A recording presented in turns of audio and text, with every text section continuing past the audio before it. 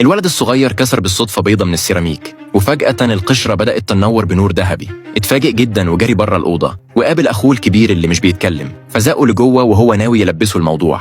لما الشاب بص لقى بنت صغيرة واقفة جوه. بعد شوية الولد رجع مع أهلهم. الأب افتكر إن الشاب هو السبب ومسك عصاية يعاقبه، لكن البنت وقفته. مرات الأب لاحظت إن البنت شبه الشاب جدا، فقالت إنها ممكن تكون بنته. الشاب كتب إنه ما يعرفهاش، لكن الأب ما صدقش وقرر يعمل تحليل. بعد ما مشيوا البنت كانت جعانة، فالشاب خدها أوضته وعمل لها نودلز. بعدها قال لها بالموبايل إنه مش والدها، لكنها أصرت إنه هو. كلم الشرطة يساعدوه، لكن بسبب الشبه صدقوا إنها بنته. بعدها وصل تقرير التحليل وأكد نفس الكلام. الشاب سألها عن أمها، فقالت إنها خرجت من بيضة.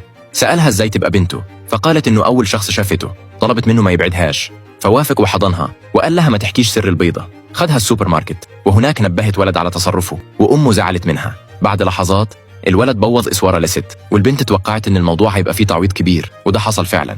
الشاب فهم إن عندها قدرة تعرف اللي ممكن يحصل، وطلب منها ما تستخدمهاش قدام الناس. بدأ يتعلم يطبخ عشانها، لكن أكله كان طعمه سيء جدا. مع كده البنت كانت بتشجعه وتقول له إنه شاطر.